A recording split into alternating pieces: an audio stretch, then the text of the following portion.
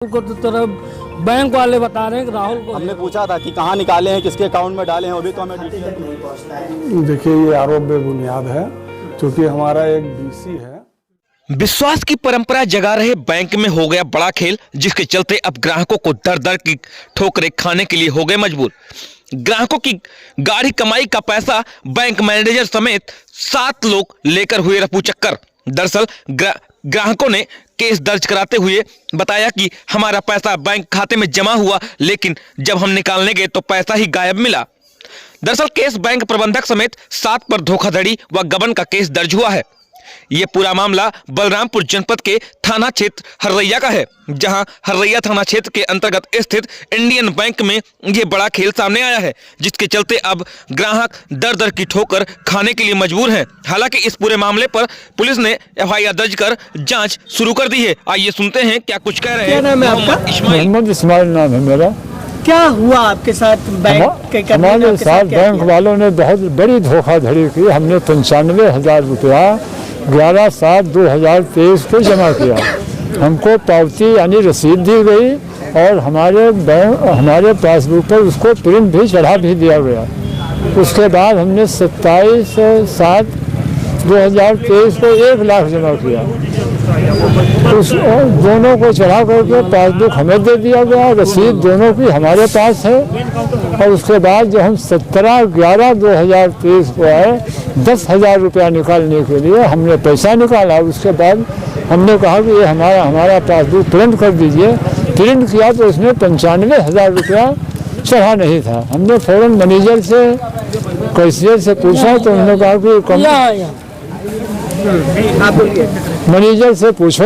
हम मैनेजर के पास गए, उन्होंने कंप्यूटर खोला, कहा आपका 95,000 रुपया इसमें दर्शाया नहीं गया है। हमने कहा फिर हमारे पासबुक पर ये रसीद क्या बता रही है और ये पासबुक हमारा क्या कह रहा है।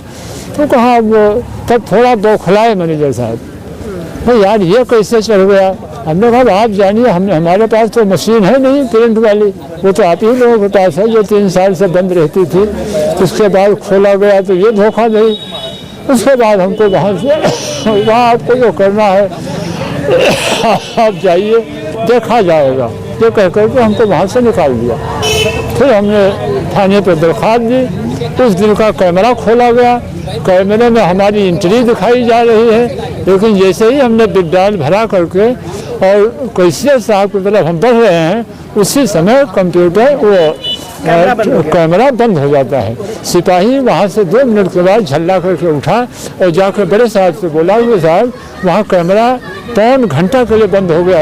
ये चाचा वहाँ दिख रहे हैं, विड्रॉल भरा रहे हैं, हाथ में ये विड्रॉल नीचे है, पासबुक है और पैसा है। और जैसे ही वहाँ 2:45 बजा है, फौरन वो ऑफ हो गया है। उसके बाद से 3 घंटा तक बंद रहा, उसी में सब कुछ हुआ। आपकी सुनवाई की बैंक मैनेजर ने? मैंने कोई सुनवाई नहीं की। फिर आप थाने पे गए तो क्या? फिर हम थाने पे गए थे, थाने वालों ने सिपाही भेजा, दरोगा जी ने सिपाही भेजा, वही तो आके हमारा कैमरा चेक किया। अच्छा, हाँ। तो उसी में तो अब आप क्या चाहते हैं? तो हम चाहते हैं कि हमारा पैसा हमको मिले। इसीलिए हमने CO साहब को कंप्लेन किया। CO साहब परसों आए थे यहाँ। CO साहब ने जांच पड़ताल की? हाँ, जांच किया। आपकी FIR दर्ज हुई? हाँ, हमारी FIR दर्ज हो गई। ये लूट की घटना मोहम्मद इस्माइल के समय साथ दर्जनों ग्राहकों के साथ हुई, जिसके चलते दर्जनों ग्राहक ने मिलकर थाना हररैया में बैंक के खिलाफ FIR दर्ज कराया, जिसमें 7 लोगों के खिलाफ नामजद FIR दर्ज हुआ है। दरअसल बैंक में लोग अपने पैसे को सुरक्षित करने के लिए रखते हैं कि वक्त और बेवक्त पर काम आएगा, लेकिन पैसे रफू चक्कर हो जाते हैं, पैसे गायब हो जाते हैं। ऐसे में ग्राहकों ने बैंक मैनेजर समेत 7 पर केस दर्ज कराया है। हम आपको सुनवाएंगे क्या कुछ कह रहे हैं बैंक के मैनेजर, लेकिन उससे पहले सुनिए एक और ग्राहक की। क्या नाम है भैया आपका? अखिलेश मौर्य। अखिलेश, क्या हो गया आपके साथ? सर, ये हमारे बहनोई हैं, ये पास के गांव के, और इन्होंने लाए 50,000 जमा के BC वहाँ जो है पाड़ेपुरवा पे 50,000 BC यानी कि CSP सेंटर। उस पे वहाँ राहुल थे, उन्हों को उसने दे दिया 50,000 कि हमारे अकाउंट में डाल दीजिए। और वो सादा पर्ची जो विड्रॉल होता है जमा करने वाला, उस पे लिख के कर दिए कि ये जमा हो गया, और उस पर्ची को दे दिए, वो घर चले गए।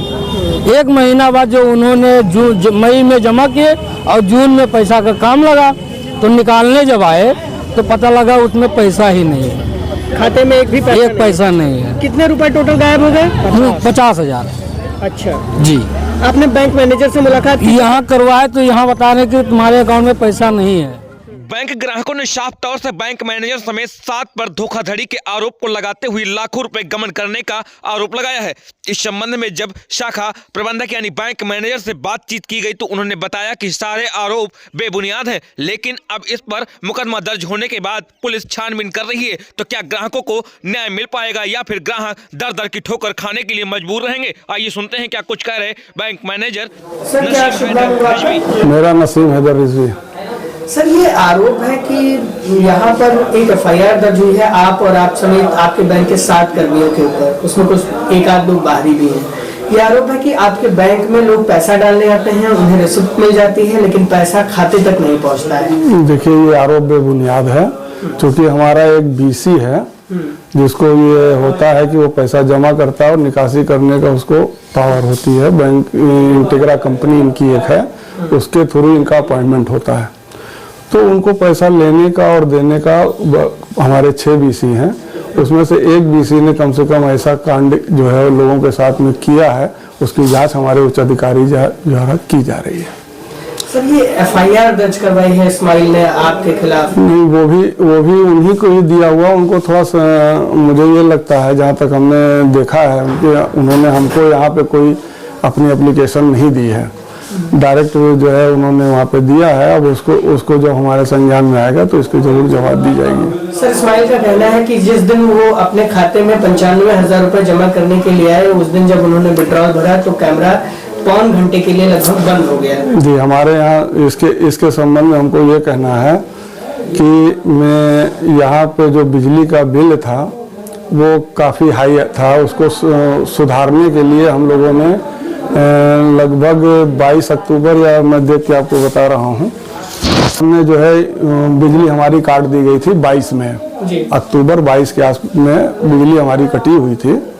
और इससे हम उच्च अधिकारियों से बिजली विभाग में कितना भी पत्राचार किए हैं, और वो ठीक होते होते बिल का सुधार होते होते 1.25 साल लगभग बीत गया। नवंबर में आके वो बिल जो है वो ठीक हुआ है। तो लाइट के